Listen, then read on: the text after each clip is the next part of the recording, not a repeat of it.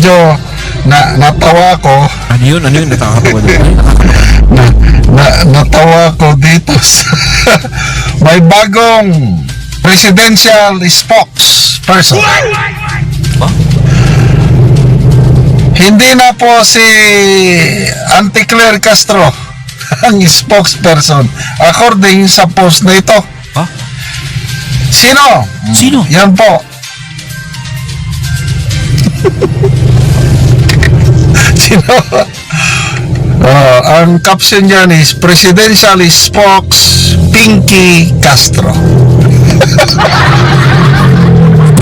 Parang alam ko yung Pinky Castro kung sino ah.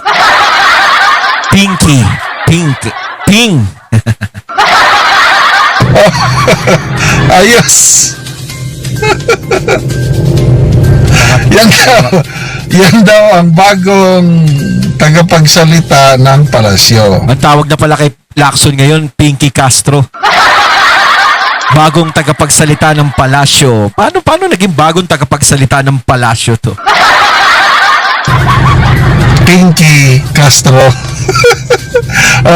Ito ang post. Ulitin ko binabasa ko lang itong post. The best ka, Inday Sara. Senator Lacson nawalan ng bilib kay Senator Amy Marcos matapos nitong siraan ang kapatid. Nagpahayag ng pagkadismaya si Senator Ping Lacson kaugnay sa umano'y paninira ni Senadora Amy Marcos laban sa kanyang kapatid, Pangulong Ferdinand Marcos Jr. na inugnay umano sa paggamit ng ipinagbabawal na alam niyo na. Ayon kay Lacson, labis siyang nabigla at nawalan ng respeto sa naging kilos ng senadora. Ito ang pahayag ng senador. Ako para sa akin, marami talagang nagsabi diyan sa mga sa gobyerno na nadismaya sila o parang nawalan sila ng kay Senator Amy simula ng binulgar o nagsalita si Senator Amy ng ganon. At marami ding nagsasabi na yon ay paninira lamang ni Senator Amy. Para sa akin kasi, ang tagal na panahon na parang napansin ko, tumahimik lang si Senator Amy. Hindi siya nagsasalita. Diba? Hindi siya nagsasalita, hindi gaano. Siguro, kung may binabakbakan siya, siguro si Tambi yun madalas.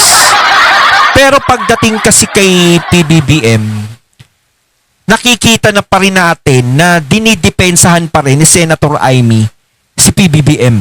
Yung mga nakakaraan nahahalata ko, alam ko mga katunay nahahalata nyo siya eh. Nahahalata nyo rin yan malamang kung malakas ang pakiramdam nyo. Diba? Pinagtatanggol niya pa, kumbaga parang hindi niya dinidirekta. 'Di ba? Parang pa rin siya, parang nakaalalay pa rin. Ganun pa rin ang nangyayari. Kasi para sa akin, hindi ko naman sinasabi na manghusga ko na sabihin ko na totoo yung sinasabi ni Senator. Hindi natin alam eh. Pare-parehas tayong walang alam. Sila lang nakakaalam niyan. Kumbaga ito lang yung napapansin natin. Kumbaga sinasabi nung natin dito na ano ang dahilan ni Senator Amy para siraan niya si BBM? Sasabihin naman ng iba, malaki ang ambisyon ni Senator Amy sa pagiging presidente. Maaaring ganun. Gusto niyang maluklok sa mataas na posisyon at magpalakas dahil sinasabi ng iba, dahil sa mga Duterte kaya nanalo si Senator Amy. Sa akin kasi, sa tingin ko lang, pwede din namang gawin ni Senator Amy, gaya nga na sinabi ko dati, pwede din gawin ni Senator Amy nung nakaraang eleksyon na hindi niya suportahan si BBM. Diba? Pwede niyang gawin yun. Diba? Si VP Sara at si Senator Amy ang magka-close. Hindi ka-close ni Senator Amy si BBM. Ni VP Sara si BBM. Bakit pipilitin o papakiusapan o ipapakilala pa ni Senator Amy si VP Sara sa kabila ng alam niya na si VP Sara ay malaki ang maiaambag at maitutulong sa kampanya para mas lalong lumakas at manalo ang unity. Pwede namang si Senator Amy na lang mismo ang tumakbo bilang presidente. Or pwede din namang si Senator Amy ang tumakbo bilang vice ni VP Sara. Diba? Pwedeng ganun. Kasi kung sasabihin natin na takam siya sa kapangyarihan, kung takam si Senator Amy sa kapangyarihan, hindi para kalabanin niya ang administrasyon at ang mga tao ni BBM. Diba? Hindi niya kakalabanin yun. Sa halip, mas sasayawin niya yung tugtog na pinapatugtog doon. Kung mataas ang ambisyon ni Senator Amy, nandudoon lang siya at isa siya sa magiging kalaban din ng mga Duterte. Diba? Pwedeng ganun. Kasi pwedeng siya ang pumalit. No? Pwede siyang pumalit na presidente sa susunod sa 2028. Pwede niyang sabihin na siya naman ang kumandidato. Diba?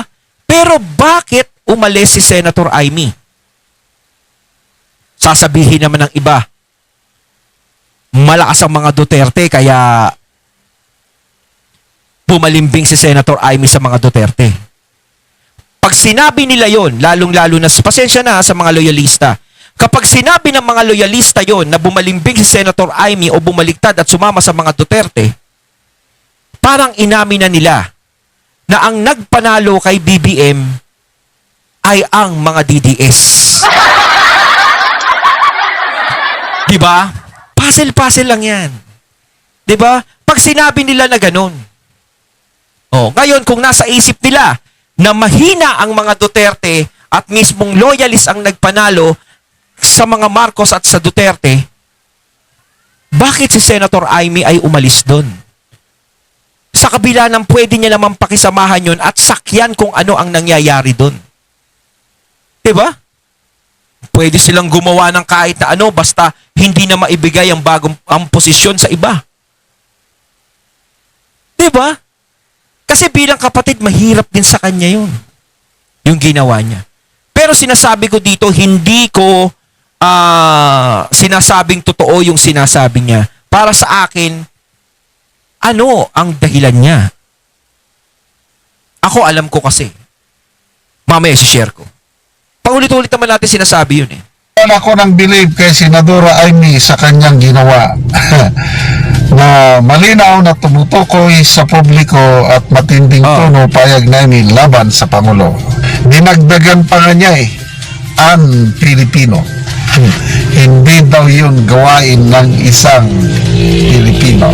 Ano ba yung gawain ng Pilipino? Ano ba yung gusto ni Ping na gawain pa ng Pilipino? Ikaw ba, Senator Ping? Ano ang gawaing Pilipino para sa iyo? 'Di ba? Ano ba ang nagawa mo sa mga Pilipino? Lalong-lalo na kailangan kayo ng mga Pilipino ngayon.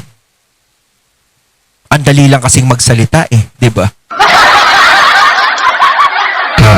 So, madami na akong nababasang comments na ganito na, oy, spokesperson na di ay si Lacson. Kasi sa dalawang matitinding issue na naibato sa Pangulo, palagi siyang nagsasalita, although sinasabi niya na I'm not defending the President. Una, yung kay Saldico, Nagets ko na. nagsingit ng 100 billion ang Pangulo at ang kickback umaabot ng 25 billion. Ayun, nagets ko na. Kaya sinasabi na parang siya yung bagong spokesperson. Kasi nga, di ba, napapansin ng ibang tao, napapansin din naman natin yung ginagawa niyang pagtatanggol sa administrasyon. Halata din naman kasi. Hindi naman ako sinasabi kung galit ako kasi wala akong galit dyan. Nadidismaya din ako sa kanya. Kung siya nadidismaya kay Senator Amy, isa din kami o isa din ako sa mga taong nadismaya sa kanya. sa pagdating dyan sa investigasyon, dyan sa flood control project, sa korupsyon sa gobyerno, para sa akin, hindi siya fit para dyan. Na sinasabing, pulis siya dati, mas maiimbestigahan niya ng maayos. Para sa akin kasi, kung si Lacson o si Marcoleta ang pagdidikitin, ang layo niya kay Marcoleta. 'Di ba? Kasi siya parang si Lacson kasi parang pumipreno siya. Hindi na siya ganun katapang na katulad ng pagkakakilala natin sa isang Lacson dati na talagang nirerespeto natin, talagang sasabihin natin, eto, si Lacson talaga to. Matapang, may paninindigan. Ngayon, hindi na siya ganun. Iba na, parang masyado na siyang maingat sa mga ginagawa niya. Hindi ko alam kung bakit siya naging maingat, kung nadala na ba siya nung panahon ni GMA. Diba, nagtago siya nun, diba? Kinalaban niya si GMA, parang ayoko nang kalabanin to, baka magtago na naman. Parang ganon. Sa akin lang ganon, baka mamaya, diba? Kaya medyo pumipreno na siya. Yan, walang nagsalita. Depensa kagad ng spokesperson. Although sinabi niya na, I'm not defending the president. Kaya lang, paliwanag niya. Ay, baka pwede siya na lang yung spokesperson. Tapos si Marcoleta, ibalik na lang sa chairman ng Blue Ribbon. Kaso malabo kasi syempre, iba Senate President. Tapos syempre, diba kahit pa paano, administrasyon pa rin ang parang nagdidesisyon. Kita mo sila yung nagpalit dyan. Kasi daw ang Pangulo mag-i-insert na pwede naman niyang gawin sa net. Bakit? But later on, kahapon nata nagsalita siya, parang nadulas, inaamin niya na tama ang aligasyon ni Saldico.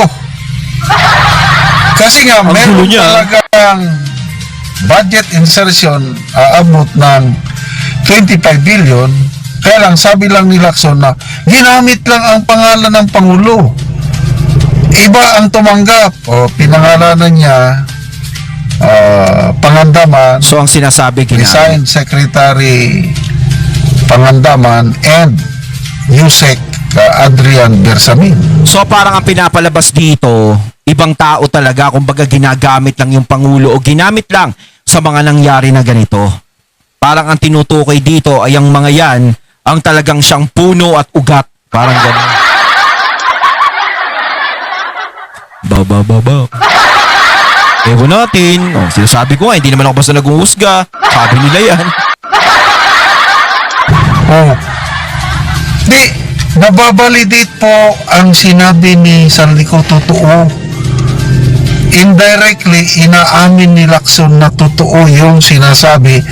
Opinion ko lang ito, yun lang ang pagkaintindi ko.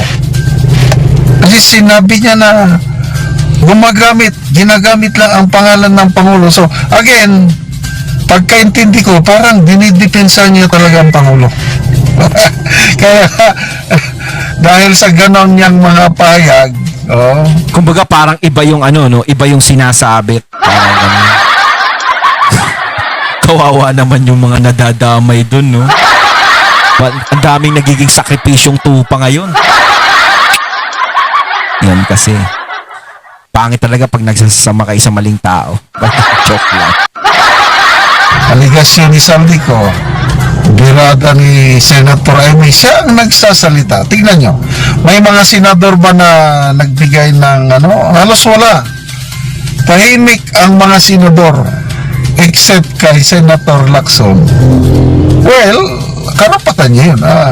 Within his dahil sa politika, may mga kakampi ka, talungan mo ang kakampi mo. So, lumalabas ngayon na loyal kakampi si Senator Lacson, si Presidente. Kaya all-out support siya. We have your back, Mr. President. Sabi pa nga niya noon, nung laban tungkol sa korupsyon. We have your back. Tutulungan ka namin. Yes. For hook or by crook. Every wrong you made. We have your back. There's nothing wrong with helping the president and fighting against corruption. But, paano kung mismong Pangulo na-involve o may aligasyon. So ang lumalabas ngayon, ginamit ang pangalan ng Pangulo, although hindi siya tumanggap, dahil iba ang tumanggap, yung nga pangandaman at bersamin, anong ibig sabihin nito? Malinis ang Pangulo? Ligtas siya?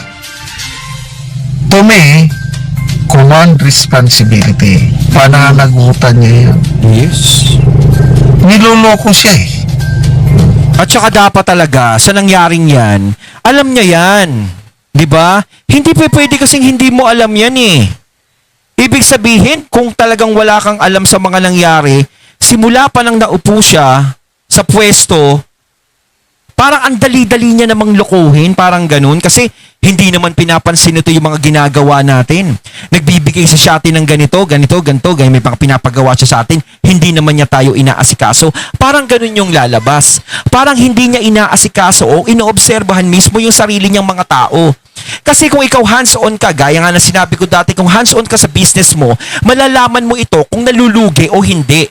Nalalaman mo kung niloloko ka ng mga tauhan mo o hindi. Ibig sabihin ba ay naging pabaya? Diba naging pabaya?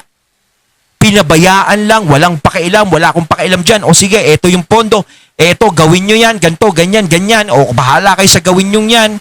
Basta ako tawagin lang na ganito na mataas ang posisyon ko, ganito. Bahala na kayo dyan kung ano gagawin nyo. Ganun ba yung nangyari? Parang bahala na hindi alam kung ano yung nangyari. Diba? Kasi parang napakalabo, puwera na lang kung ganun talaga yung nangyaring ginawa. Na talagang hindi pinansin. Talagang yung tipong walang pakialam. Yung para sabihin, wala akong pakialam, basta yan, gawin nyo kung gusto nyo. Parang ganun. Kasi bilang bilang leader, diba? Kailangan hands-on ka sa mga tao mo. Kailangan ang mata mo talagang tiger look sa kanila. Talagang lagi mong sinusubaybayan, lalo na pera ng taong bayan ang involved dyan sa bawat singko na ibinibigay sa kanila. Diba? Hindi pwedeng patulog-tulog ka dyan o baliwalain lang yan. Ganun naman ang tungkulin ng isang leader.